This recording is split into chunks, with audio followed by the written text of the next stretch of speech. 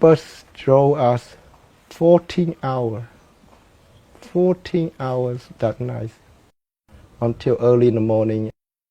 What happened was they had about several tens of thousands of refugees scattered in various camps along the Cambodian-Thai border. And the Thai government, for some reason, decided that it was going to push these people back to Cambodia. They were tired of them, whatever.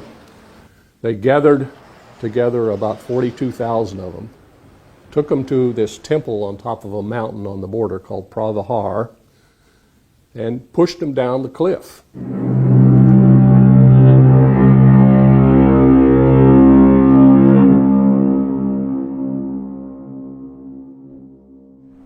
And when we got there, we don't know where we are.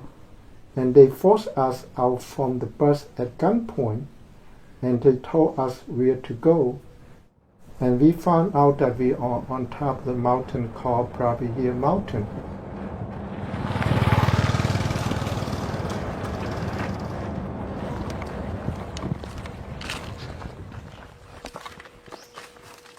Almost 4 decades later, I accompany my father and my uncle to visit what remains at the site of the Pravahar massacre. It's very difficult to walk through here.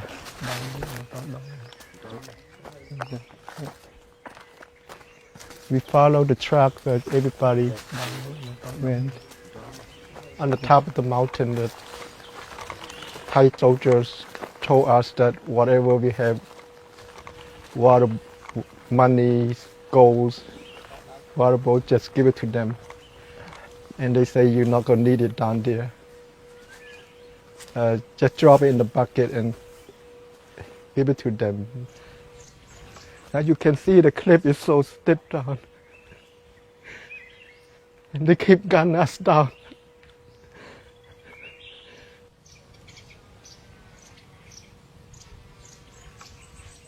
We have no way to get down. We have to hold the wire to lower ourselves down,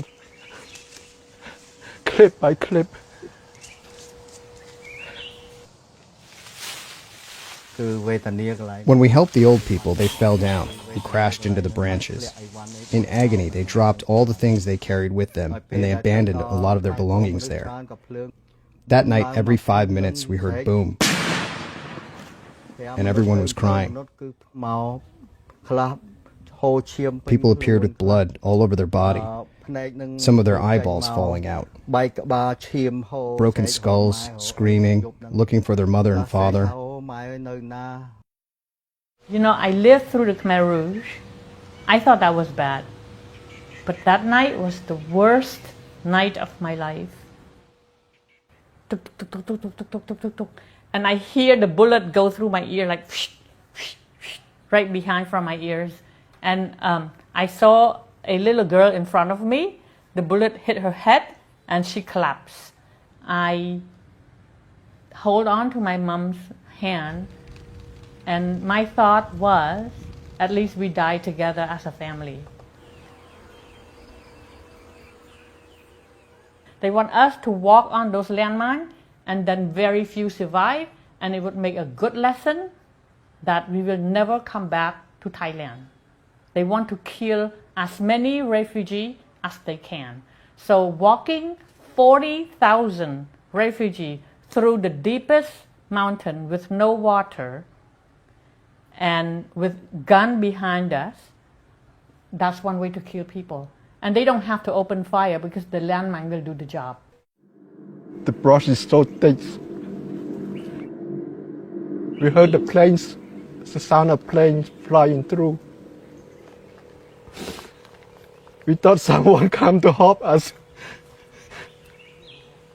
43,000 refugees cry out for help. But no one come for us.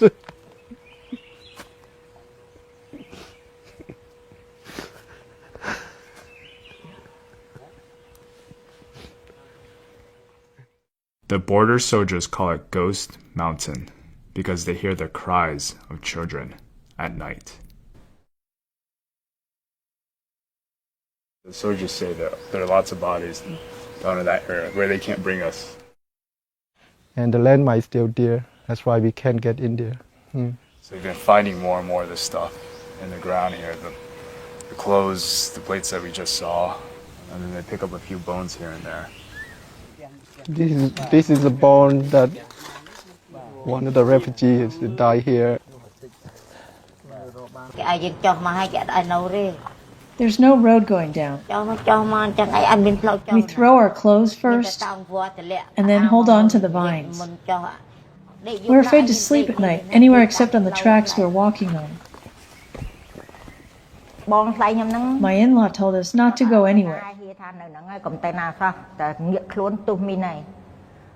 Don't go anywhere. If you move, a mine will explode. You poop there, you cook there, you sleep there.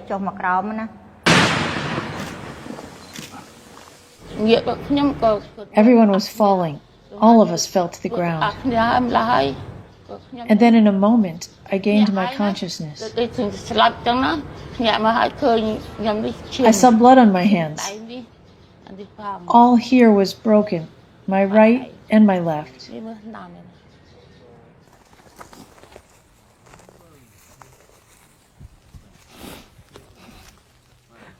This might be a blanket here for the UN to give it to us. And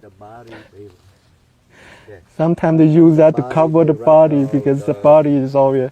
Yeah, they wrap the body. They wrap the body and just let it sit and rot it.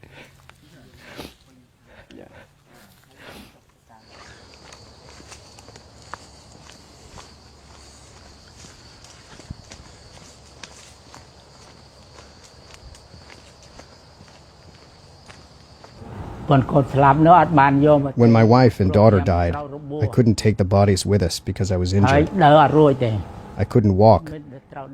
My arm was hit by a landmine. My nephew carried me, put me on a rice bag hammock, carried me, and took a month with no food. At the place where my wife was struck by landmines, 14 people died.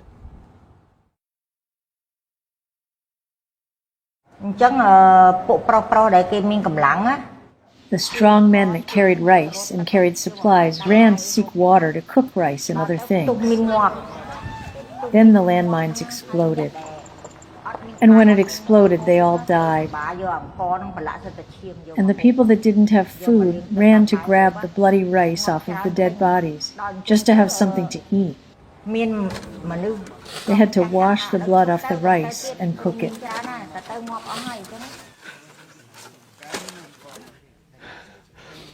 Thousands of refugees passed through here. 13,000 lost their life. This is all they left behind. Yeah.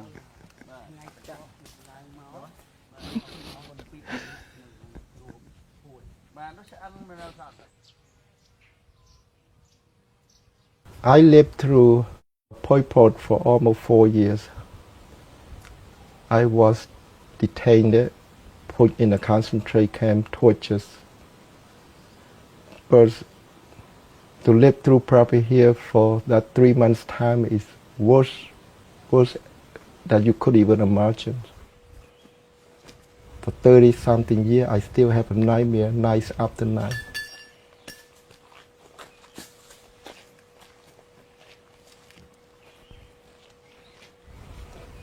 Somehow that nightmare never go away. Just keep coming back.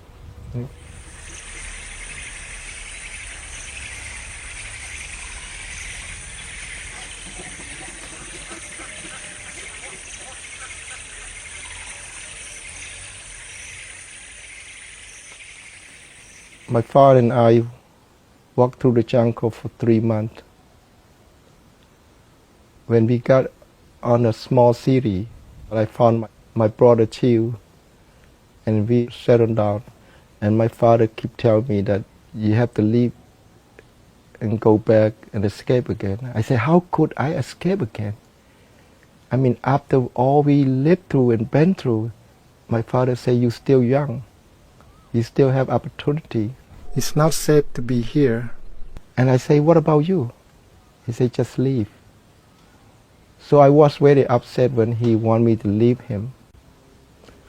And I left him without